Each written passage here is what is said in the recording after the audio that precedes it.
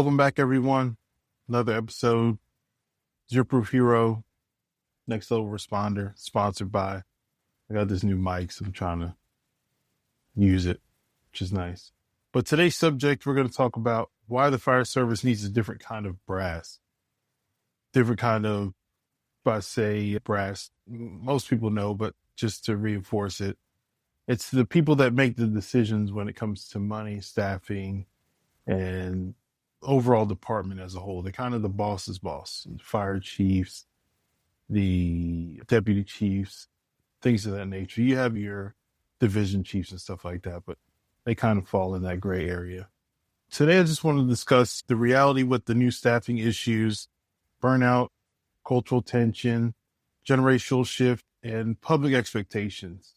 Things that have been stirring up in the fire service recently, especially ever since I got promoted and I started taking these executive level classes. It's just things that kind of came to my mind because I once was that new firefighter that had only been on for 6 months, a year, 2, 3. And it just made me think. Most of these classes that I'm attending now are people from the older generation that started in the mid to late 90s, kind of on their way out in the next few years. So it's going to be people like me and so on that actually step into their spots and positions and actually are going to be the captains per se of the ship, which is the department. And this goes all works of public safety, whether it's fire, whether it's EMS, whether it's police. That's what we're doing is discuss today. Most of the people that I'm talking about today are not necessarily talking about them, but just they're the people that they used to.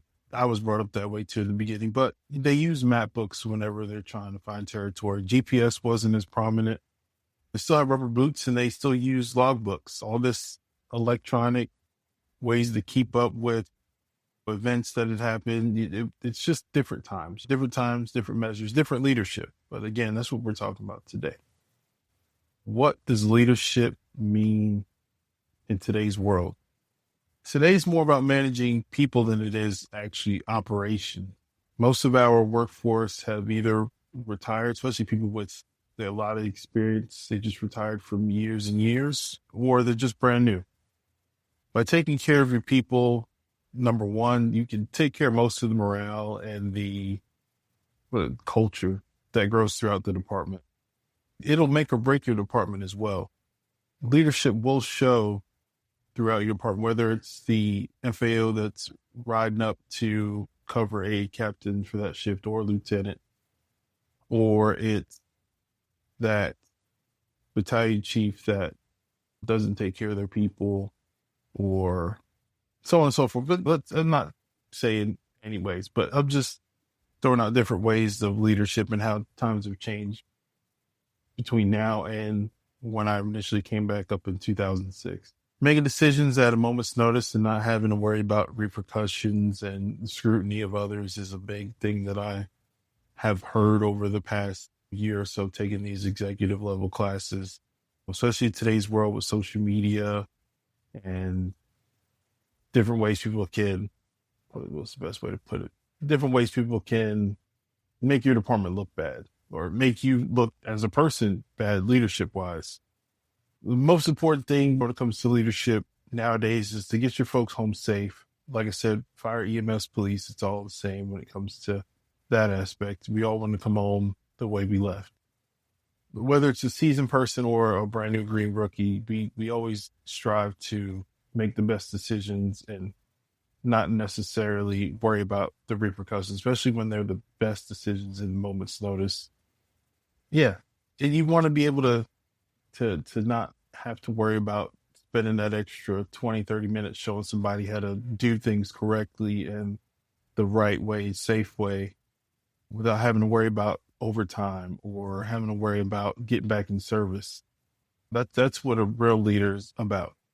So I get this question all the time. Why am I taking all these executive level classes and wanting to be a fire chief, want to be up there? It's not one of those, hey, you happen to have these credentials and you have the time so you can go ahead and get the role. I feel like it's more than that. I feel like it's a calling. I think it's something that you grow into. Once you see it, I've seen the way certain people act, not in this department, but just being around for quite a while now. And yeah, I think it's something that if you feel that you need to maybe influence others, whether it is somebody that's really seasoned or somebody that's really green, it's your duty to go ahead and take these classes and understand both sides, operations and actually the politics when it comes to being a fire chief and having to talk about budgets and operations, buy new trucks, buy new weapons on the police side, and EMS as well, because public safety in general has been lacking in recruitment of others. And it's obvious, obviously you see all this overtime and staffing shortages. It's a situation. I don't want me doing these leadership podcasts and just talking to people, stuff like that. I don't want it to be necessarily a status. I just want people to know that there are people out there like me that don't just do it for the clout. I've seen firsthand over the years when people aren't supported and aren't prepared or heard. And it's a situation that I don't want to see other people fail, or could be better. Could be better at their position. They could be brass themselves. They could maybe want to take these classes, but they're discouraged because they need to go back in service or be out in operations for a little bit longer, and people just want to hold them back. I don't want to see that, especially somebody like me that wanted to do this job since out of high school. Or sorry, not even out of high school, since I was in middle school, going through recessions, COVID-19, stuff like that, promotions, tragedies. I want to see somebody out there like myself that will motivate those other people to take these classes and become a better person and a better leader for the department, fire, EMS, or police. What kind of leader the next era requires? I think the new or next era of brass should be adaptive, have some humility, be accountable, and learn on the same level of the ones that they serve or they lead. And finally, be transparent.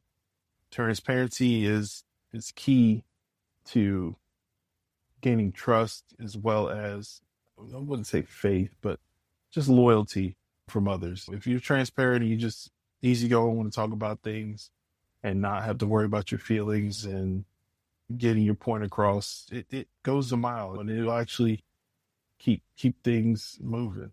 And I have several examples about that. There'll be some snippets throughout the week, but I just wanted people to know that. And to go ahead and knock out this quick episode that I made for you all. If leadership is or isn't in your future, the fire service and other public safety needs people thinking seriously about what's coming next. Who we're going to actually teach and lead for people that when I retire, when you retire, who's going to be next? And a lot of these services are reaching out to these youth. We just need to encourage them to want to do better for themselves. The department's getting younger and younger every year. Let's stay focused. If this kind of stuff reaches out to you and makes you feel like, hey, makes you think a little bit more about wanting to become leadership, leave a comment, subscribe, follow me on my social medias. But I have a couple more playlists that are coming out that are not just about being alcohol free, which I'm still am. It's just about being overall good public servant and want to do better for myself and others around me. See you soon.